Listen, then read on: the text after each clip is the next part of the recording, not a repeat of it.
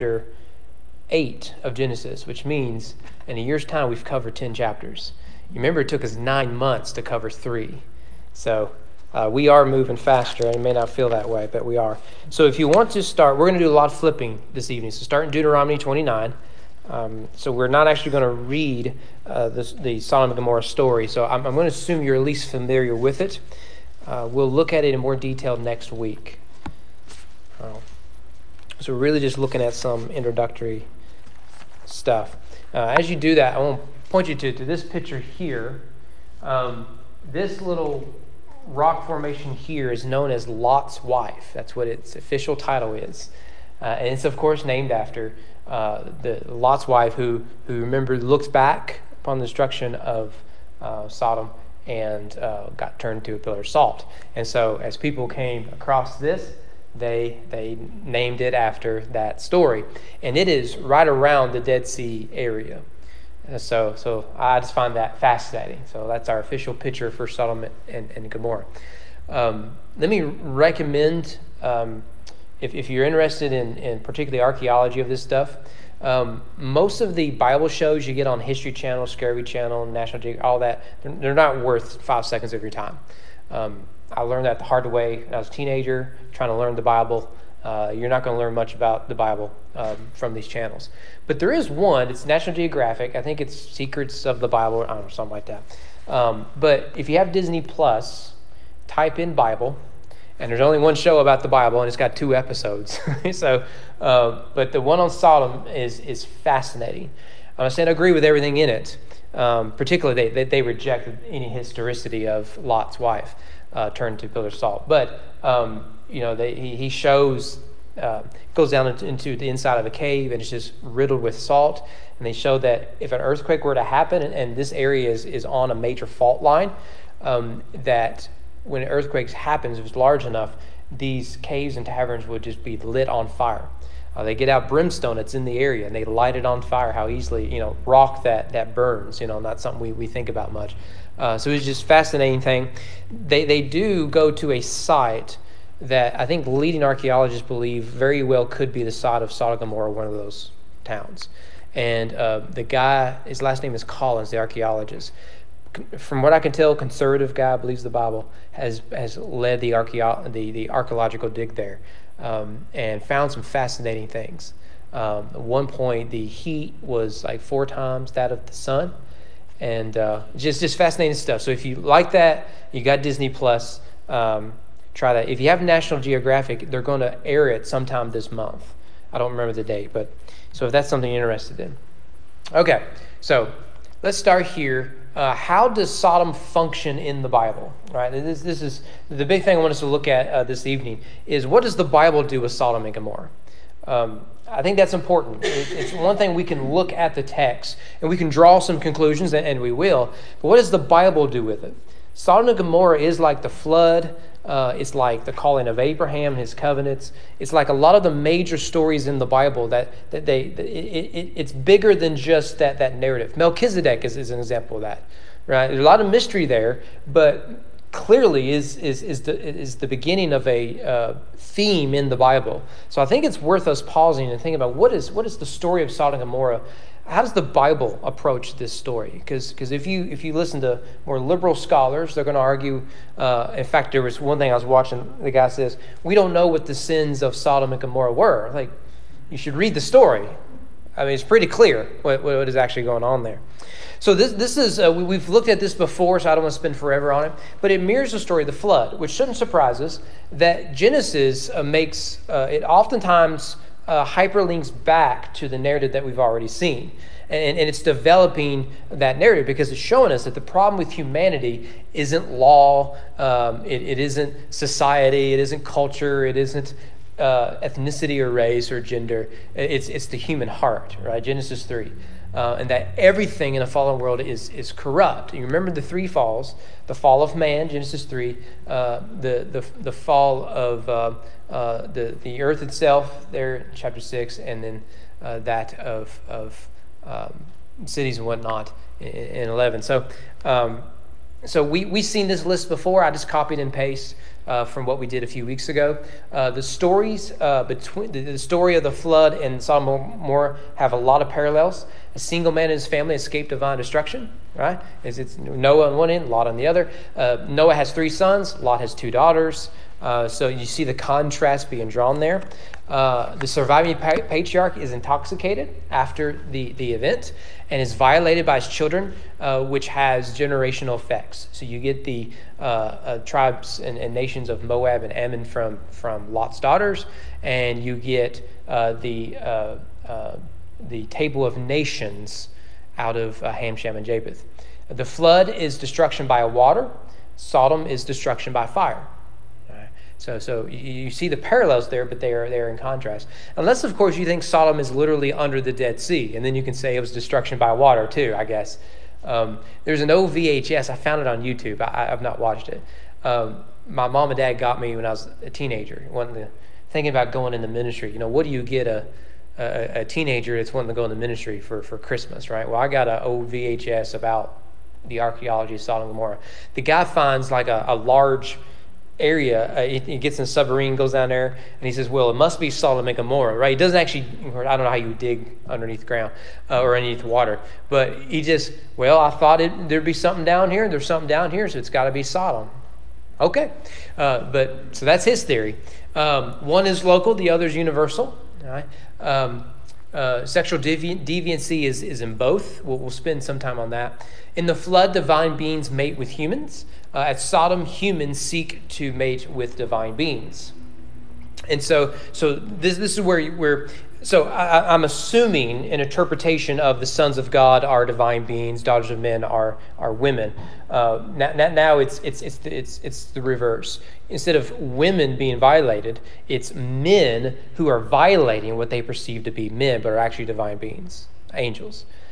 So it's clearly a retelling of the flood narrative. And so we were to see that even though God hit reset on his Microsoft PC called the earth, the same problems that led to the violence and wickedness of the flood are still around in the time of Sodom, and they're still around today, in case you don't have a TV or internet. The second thing is that Sodom represents the embodiment of the wicked, particularly wicked nations. And this is where we're going to look at a lot of Bible verses. So I'm going to prove my point here. Deuteronomy 29, verse 16. Starting verse 16, we'll go down to 24.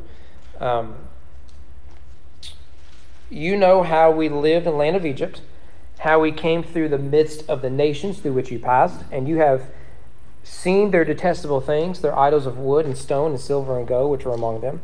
Beware, lest there be among you a man or woman or clan or tribe whose heart is turning away today from the Lord our God to go and serve the gods of those nations. Beware, lest there be among you a root bearing poisonous and bitter fruit, one who, when he hears the words of this sworn covenant, blesses himself in his heart, saying, I shall be saved, though I walk in the stubbornness of my heart. This will lead to the sweeping away of moist and dry alike. The Lord will not be willing to forgive him, but rather the anger of the Lord and his jealousy will smoke against that man, and the curses written in this book will settle upon him, and the Lord will blot out his name from under heaven. By the way, it sounds like Revelation, doesn't it? Right? Anyone who doesn't respect the what's written here, I will blot them out. The curses of this book. Verse 21, the Lord will single him out from all the tribes of Israel for calamity, in accordance with all the curses of the covenant written in this book of law. And the next generation, your children who rise up after you, and the foreigner who comes from a far land, will say, when they see the afflictions of that land and the sickness with which the Lord has made it sick, the whole land burned out with brimstone and salt, nothing sown, nothing growing, where no plant can sprout, an overthrow like that of Sodom and Gomorrah, Admah and Zeboim, which the Lord overthrew in his anger and wrath. All the nations will say, why has the Lord done thus to this land? What caused the heat of his great anger? You see what he does with Sodom and Gomorrah there. He said that Sodom and Gomorrah are a picture. It is a warning to you. Don't think that because you've entered covenant with me, you are automatically safe. That if you go the way of the nations, you will go the way of Sodom and Gomorrah and the other cities. So this is a warning to to Israel. Well, in 3 chapters later, chapter 32, we get the Song of Moses, which is a psalm. I think at times we don't realize that there are psalms not included in the book of Psalms. Actually, we're going to look at one. It's going to take us at least 2 weeks to get through it on Sunday mornings in 1 Samuel or 2 Samuel 1. So Deuteronomy 32, starting in verse 31. For their rock is not as our rock, our enemies are by themselves. For their vine comes from the vine of Sodom and from the fields of Gomorrah. Their grapes are grapes of poison, their clusters are bitter, their wine is the poison of serpents, and the cruel venom of asps. Same thing, right? So now you have the nations, right? That the spirit of Sodom continues in them. By the way, let me go back to 29. I have to turn there. He mentions literally brimstone and salt. And the two things you'll find in that area are brimstone and salt. They just kind of show up there. Well, those are themes in the destruction of Sodom. Well, let's turn to one more, at least for now, and that's the book of Isaiah. Isaiah 1. Now, Isaiah is not written in a chronological order. After all, the calling of Isaiah is in chapter 6, right? So in Isaiah 1, the prophet here is a fire and brimstone preacher, right? I mean, he just lays it out. But we just want to look at verse 7 through 11. So judgment has fallen. Verse 7, your country lies desolate. Your cities are burned with fire. In your very presence, foreigners devour your land. It is desolate as overthrown by foreigners. And the daughter of Zion is left like a booth in a vineyard, like a lodge in a cucumber field, like a besieged city. If the Lord of hosts has not left us a few survivors, we should have been like Sodom and become like Gomorrah. Hear the word of the Lord, you rulers of Sodom. Give ear to the teaching of our God, you people of Gomorrah. What to me is the multitude of your sacrifices, says the Lord. I've had enough of burnt offerings of rams and the fat of well-fed beasts. I do not delight in the blood of bulls or of lambs or of goats. Jesus quotes verse 11 there. Right? Explain to me what this means, right? I don't want your sacrifice anymore. Paul quotes the part there in verse 9, if the Lord of hosts had not left us a few survivors. And it's in the context of elections in Romans 9. That God preserves for himself a remnant of believers. This is the message he gives Elijah, right, from Mount Sinai. That he has preserved for himself a remnant who hasn't bowed to Baal and Ashtaroth. But you see here that who is the rulers of Sodom and the people of Gomorrah? It's Israel. And it was grace that kept Israel from being completely and utterly destroyed. It was grace. Of course, that's Paul's point. All of us are like Sodom, but it's grace that God preserves us. Let me give you a few more examples of this, how the Bible uses this. That Sodom becomes a picture, an embodiment of the wicked and what God does to the wicked. Isaiah 3, look on their faces, bear witness against them. They proclaim their sin like Sodom. They do not hide it. Woe to them, for they have brought evil on themselves. Jeremiah, Babylon, the glory of kingdoms, the splendor and pomp of the Chaldeans, will be like Sodom and Gomorrah. So it isn't just Israel is like to Sodom, but the nations, which we saw in Deuteronomy. So here's Babylon in particular. I think that's supposed to be, that is Isaiah. The next one's Jeremiah. But in the prophets of Jerusalem, I have seen a horrible thing. They commit adultery and walk in lies. They strengthen the hand of evildoers so that no one turns from his evil. All of them have become like Sodom to me, and its inhabitants like Gomorrah. Notice there, he's talking to the prophets. And here's Jeremiah saying, look, it's my dudes who are doing this. Right? I mean, that's pretty bad. And of course, when the prophets are like Sodom, the people become like Sodom and Gomorrah. Lamentations, we'll talk about Lamentations Sunday morning. For the chastisement of the daughter of my people has been greater than the punishment of Sodom, which was overthrown in a moment and no hands were wrung for her.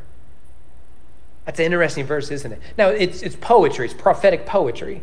So he's expressing the extent of destruction. So I don't think what we need to see here is that God destroyed Jerusalem worse than Sodom. It's poetry. In Jeremiah's experience, it's worse than Sodom. All right. Ezekiel 16, and your elder sister is Samaria, who lived with her daughters to the north of you, and your younger sister, who lived to the south of you, is Sodom with her daughters. Right? And so judgment is gonna fall down. Ezekiel, I believe, mentions Sodom quite a bit. Amos 4:11, I overthrew some of you as when God overthrew Sodom and Gomorrah, and you are as a brand plucked out of the burning, yet you did not return to me. Oh wait, that brand plucked from the fire is taken from the Gospels pick up on that. I believe it's Jesus saying that. Zephaniah, therefore as I live, declares the Lord of hosts, the God of Israel, Moab shall become like Sodom, the Ammonites like Gomorrah. Now, who is the mother of Moab and the Ammonites? Who's the patriarch, we should say, of the Ammonites and the Moabites? Lot. It's Lot. Makes sense, doesn't it? So they are conceived. So what the daughters do is essentially what happens in Sodom and Gomorrah. Right? They escaped judgment, but they haven't left behind the city. I had a good friend growing up who was from the city. We countrified him, right? And he would always say something like, "You can take the city. You can take the city out of the city, but you can't take the country out of the country," or something like that, right? That was one of the things. Well, what you hit here with Lot's daughters is they embody the spirit of Sodom and Gomorrah. And so they do something that would have been consistently done in Sodom and Gomorrah, or at least would have been tolerated. I didn't notice that earlier whenever I was reading through these. And you notice there, salt pits. Remember that in the Battle of the Plains, remember Abraham rounds up the troops. Remember what happens to the Sodom army and stuff? They fall in tar pits. Right?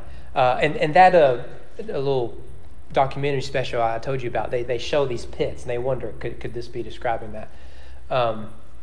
And then we got, in New Testament, Jesus, truly I say to you, will be more bearable in the day of judgment for the land of Sodom and Gomorrah than for that town. Jesus says this in each of the synoptics in differing contexts. And it is a verse like this where people suggest there's different levels of judgment, whatnot, but that's neither here nor there. But we notice here that to Jesus, Sodom and Gomorrah is the picture of divine judgment. And he's essentially saying that this is how wicked you are. They would repent and believe before you would. That is a hard heart. 2 Peter 2, we looked at this a few weeks ago. They say essentially the same thing, that they are examples of what is going to happen to the ungodly. They say essentially the same thing. One more, Revelation 11:8. And their dead bodies will lie in the streets of the great city that symbolically is called Sodom and Egypt, where their Lord was crucified. So this is Jerusalem, and so if you're a preterist that believes that Revelation is fulfilled in 87, destruction of Jerusalem, you love this verse. I'm not that type of preterist. I think a lot of it has to do with Rome and a future. But that's neither here nor there. We've done enough with Revelation. So the message of the Bible when it comes to Sodom is pretty straightforward, isn't it? Don't be like Sodom. Right? Is that too elementary? Maybe, I tell you what, our world would do better if we lived by, just started with one rule. Don't be like Sodom, right? That would be an improvement on like the entire world, I think.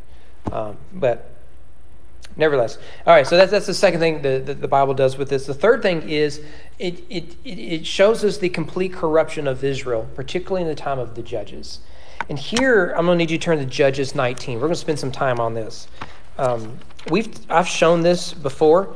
I know everyone's forgotten it, and that's fine. But I think this will be your mind being blown, what you're going to see here. But first, you have to be grossed out. There's just no way around this. Why don't we read the story? Let me summarize, because I don't want to read the whole thing. So I'll do a little bit of summary. So we'll probably start in verse 10. So what you have then is a Levite is going to get his concubine back. This is the day of Judges. By the way, just we'll come back to it. Verse 1, in those days there was no king in Israel. Remember that. Now that's all over Judges, but it's in chapter 19 for a reason. Okay, so just put that in your pocket And later, I'll need you to get it out of your backpack, and we'll talk about it. But verse 1, so you have a Levite. He's going to go get his concubine, who is staying at her father's house. Okay? So he travels, does all this sort of stuff. We'll look at the whole story in more detail. But and you tell me if this story sounds familiar.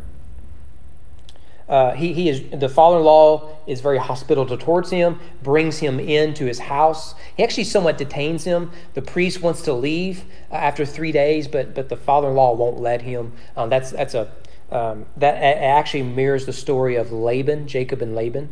But we're not interested in those parallels. Verse 10, but the man would not spend the night. He rose up and departed and arrived opposite Jebus, that is Jerusalem.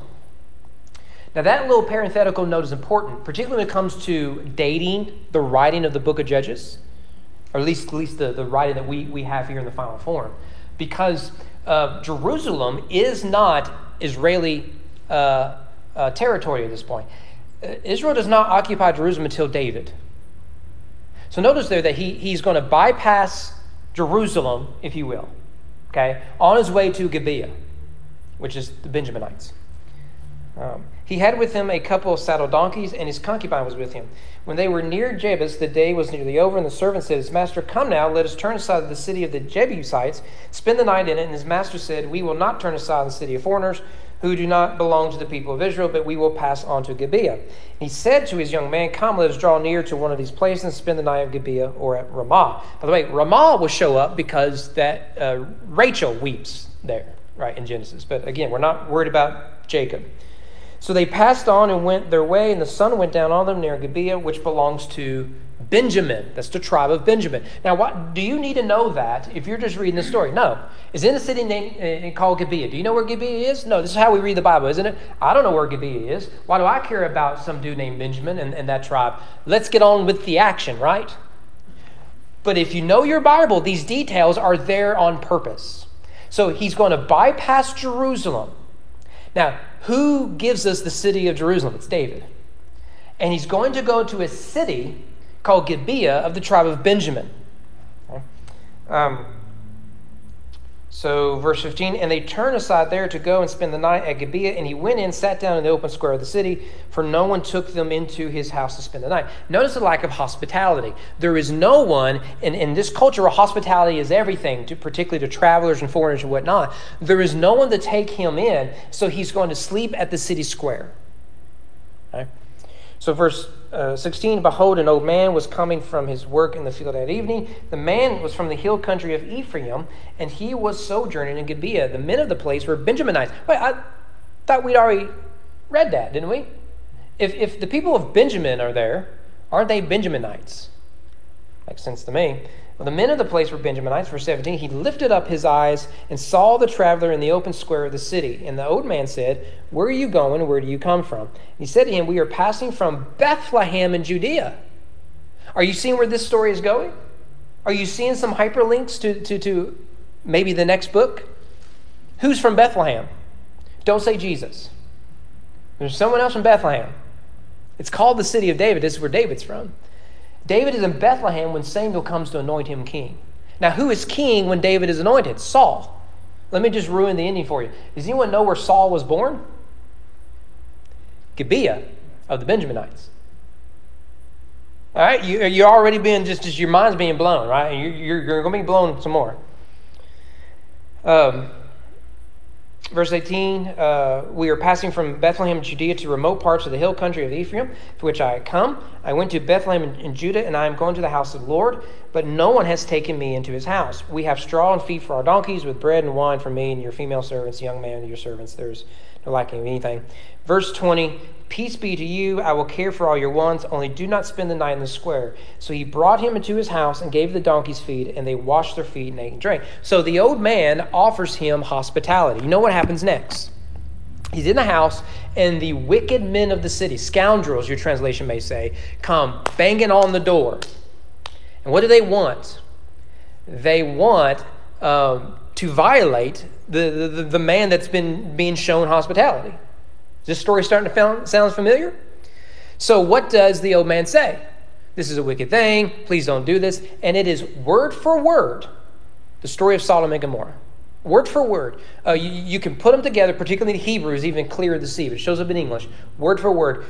Men don't do this wicked thing. And they ignore it. The difference here is that in Sodom and Gomorrah's story, Lot offers his daughters. And the irony of the story is Lot offers his virgin daughters to strangers. And later, he offers to violate his daughters, and later he is violated by those same daughters. All right, so it flips. All right. Here, however, the man offers his daughters, they refuse. So this Levite offers his concubine. And she is violated to the point that in the morning, everyone else goes to sleep. And they wake up in the morning, they hear a noise at the front door. And it is the final breath of the concubine as she dies. And you remember what happens in the story? This is from chapter 19 to 21. All these events take place. Okay, the man takes the concubine, not his wife. There is no king in Israel. Everyone did what was right in their own eyes. Okay, so he takes his concubine, cuts her up into 12 pieces, and he distributes them, presumably to the tribes. And we're not given a message. It's just body parts are being delivered by UPS. And you remember what happens when the tribes receive this? They go to war. It becomes an intertribal war between the 11 tribes of Israel against Benjamin. And they nearly wipe them out. But before they go to war, all the warriors are gathering and saying, look, we believe that if you don't show up, we're going to come destroy you. And there's a city who didn't show up named Gilead. So they go to Gilead and they nearly wipe them all out. The only people they save are the virgin women.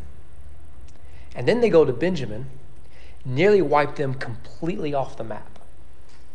But at the end decided to spare it a little bit. So Benjamin becomes known, particularly in 1 Samuel, as the smallest of the tribes. Right? This is how Judges ends. Things get progressively worse to the point that the tribes are at war with each other. Okay? So then we open up 1 Samuel, and what do we meet? We meet a woman who wants to get pregnant, named Hannah. Her story mirrors that of Samson's parents, right? It's a miraculous birth. And here comes Samuel, who then is going to anoint the king. And what is one of the jobs of the king? One of the jobs of the king is to anoint the divided tribes. Okay? And Saul does that. But there's some details about Saul we should know. Let me give you just one verse here to show you how bad this was. And just in chapter 19, we didn't read all of it. Such a thing has never happened or been seen from the day that the people of Israel came up from the land of Egypt until this day. Consider it, take counsel, and speak. Do you think the writer of the book of Judges is saying, this story sounds really bizarre, but it's really important for you to get it? Okay? So what happens? Well, the story tells us that the people of Israel in the time of Judges were becoming like Sodom and Gomorrah, particularly the tribe of Benjamin. And remember who Benjamin is. Benjamin is the younger, full-blooded brother of Joseph, Jacob's other favorite son. How far Benjamin has fallen. All right? Well, there are some parallels here, obviously between Sodom and this story. Both the angels in Genesis 19, the couples in Judges 19 arrive at night. In both texts, only someone who is an outsider takes them in. Lot brings the men in, the angels, rather than the people of Sodom bringing them in. Here, it's an outsider bringing the old man, his concubine, in, rather than the Benjaminites themselves. The men from each town utter nearly identical demands regarding the male guests. In both texts, the host tells the men not to, quote, not to commit such a wrong. In both, men offer 2 women up to the mob instead of the man or the angels. Now, in 1 Samuel, we read about the rise and the fall of a man from the tribe of Benjamin. His name is Saul, right? Born in Gibeah, from the tribe of Benjamin, and he will say, I am of the smallest tribe. By the way, I think Paul says something like that. Someone can correct me. Is in Philippians? I'm from, what's the language he uses? I don't know. He mentions Benjamin. So Paul is of the tribe of Benjamin as well, who's also named Saul. I wonder why, right? In fact, what I think you're getting in 1 Samuel, among other things, is, for lack of a better term, propaganda. That is, it is to show us why Saul didn't work out, but David will. Right? Because Saul mirrors what happens to the Benjaminites here. I think I can prove that to you. Let me quote from these other resources. As scholars have observed, the place names in Judges 19 to 21 line up with known Saul and David reference. We looked at some of those: Gibeah, Ephraim, Jerusalem, stuff like that. While the places associated with David are depicted in positive and neutral terms, Jerusalem, right? All of those tied to Saul are negative, Gibeah. Thus, the Levite receives great hospitality in Bethlehem of Judah, that is where David's born, and refuses to stop in Jebus, Jerusalem. But how is he treated in Saul's hometown? Thus, the Levite insists on heading to Gibeah, Saul's capital, where the men turn out to be violent rapists akin to the Sodomites. And here's some other things worth noting. The Levite is shown warm hospitality in Judah, David's tribe. The Levite could have stopped in Jerusalem, which is it is a mist oasis in the hellish sea of Benjamin. The Benjamin rapists of Gibeah are clearly wicked. Saul, the first king of Israel, belonged to the tribe. And what happens to Saul? He becomes a wicked king. The Levite from Ephraim is a villain. Ephraim is associated with the renegade northern tribe of Israel that forsook the line of God's anointed David. The old man, also from Ephraim, is yet another villain. He is a villain. He's the one that offers his own concubine. Look, I don't think you should have a concubine. Let me be clear. If you find yourself with a concubine and can't fix that problem, because there's a mom outside your door, that doesn't mean, it's a weird conversation, you should just, your concubine is still made in the image of God, right? He's a villain too in this story. And he's from the tribe that will go against David. And the Benjamite leaders that refuse to attend the tribal assembly and turn over the men of Gibeah are wicked. Okay, turn to 1 Samuel 11. 1 Samuel 11.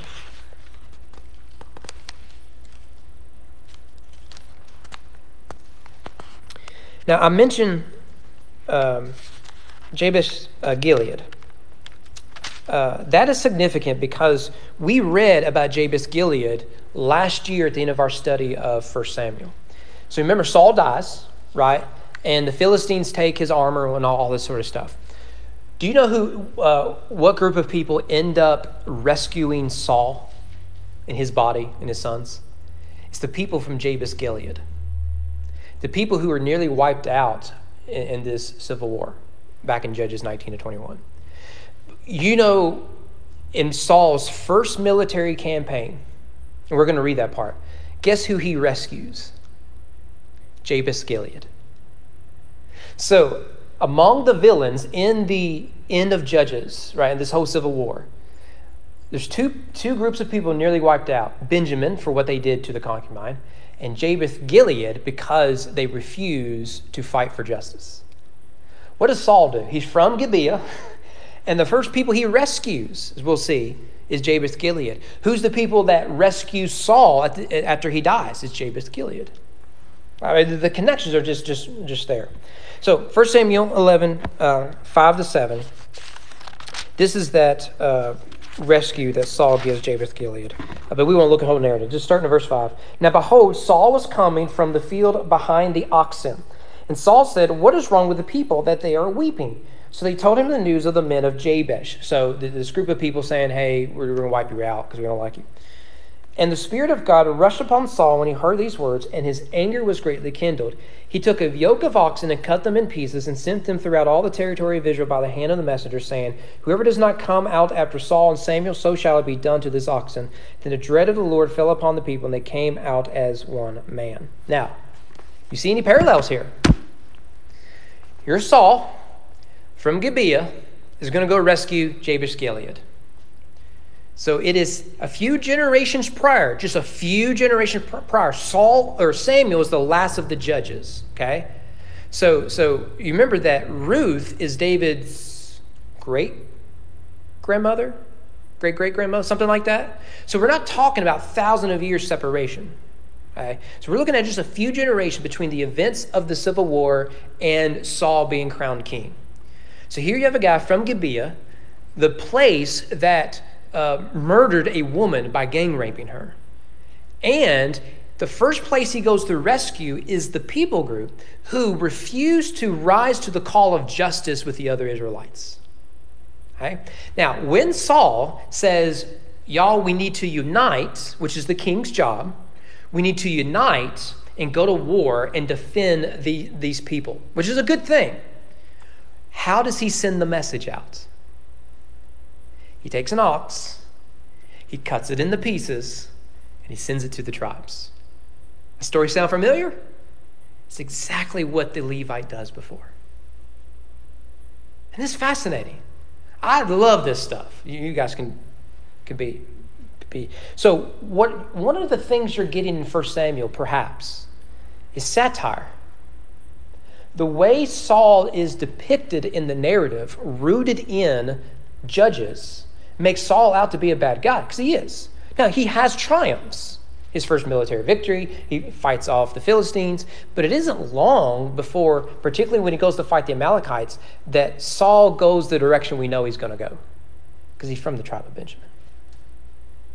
And we all know what the Benjaminites are like. But David, on the other hand, he's from Judah. And he gave us Jerusalem. And we all know what an oasis that is. So the story that you read and you're thinking, that is the most gross story I've ever read in my life. What does that have to do with the price of bread in China? It has everything to do with the price of bread in China, particularly when you're reading the Bible. Okay, one last thing. Fourth thing that what the Bible does with Sodom is it tells us the true meaning of Eden. This is the story of the Bible, right? We all want to get back to Eden. We all want to get back to paradise. And when you take chapters 18 and 19 as a narrative whole, because it is. Chapter 18, we spent a few weeks in. It's when God and the two angels show up, and Abraham has a feast and says, hey, you're going to be a father through Sarah and all that sort of stuff. In chapter 19, the two angels go and to rescue Lot, and God, burns down the city. I want you to compare these two passages, okay? The first is about Sodom. The other is outside of Sodom. Genesis 13, this is when Lot decides to go to Sodom. Lot lifted up his eyes. By the way, we saw that same language in Judges 19. I didn't point it out, but it was there. Go back and read it. Lot lifted up his eyes and saw the Jordan Valley. Whenever you see lifting up eyes, you need to think of the Garden of Eden. We talked about this back in chapter 13. He saw the Jordan Valley. It was well watered everywhere, like the garden of the Lord. Hello, right? You don't even have to interpret this. You don't have to be smart and be rooted in good biblical theology. It's right there in the text. What Lot sees in Sodom and the Jordan Valley is the Garden of Eden. Right. So it's like the land of Egypt, which is where the story is going to end up going in the latter half of Genesis. It starts in Babylon and then goes to Egypt. In the direction of Zoar, Zoar is the city that is spared in this story. This was before the Lord destroyed Sodom and Gomorrah. Spoiler alert. So Lot chose for himself all the Jordan Valley, and Lot journeyed east. Remember again in Genesis, if you journey east, you're journeying away from God. Thus they separated from each other. Abram settled in the land of Canaan, while Lot settled among the cities of the valley and moved his tent as far as Sodom. Now, we're going to see next week in chapter 19, verse 1, Lot is in Sodom. He's at the gate, the place of prominence. Okay? So notice here, Lot is in an oasis. He's at the garden. He thinks he's at the garden of the Lord. Abraham is stuck with wilderness. And what has been the story of Abraham? Among other things, it is Abram turning a wilderness into a home. And it is a home where God would dwell with him. We see that in chapter 18, right? And so in chapter 18, the Lord appeared to him by the oaks of Mamre as he sat at the door of his tent in the heat of the day. So in this one verse, we see it's hot. He's in the middle of the wilderness. Water's hard to come by. Life is difficult. He's a sojourner. But there in the wilderness is the true garden of God. What is the difference between the oaks of Mamre, Hebron, and Lot hanging out in Sodom? The garden of God is not where there is fruit and vines and water and all that. The garden of God is not wealth, it is where there is worship. It is where God is with his people. And when God is with his people, he turns wilderness into a paradise. So Lot thinks he's found paradise, but what he has found is the judgment of God. Abraham finds God, and there he finds his paradise. That's what the Bible was doing with Sodom and Gomorrah. And with all this other stuff I find fascinating, that's the main point I think we need to see. So before we can look at the narrative, we need to explore all that. All right, I've probably bored you all this evening. But anything you see, anything. So you need to give all this to Danny so I can get his thoughts on it and correct me what I get wrong. All right.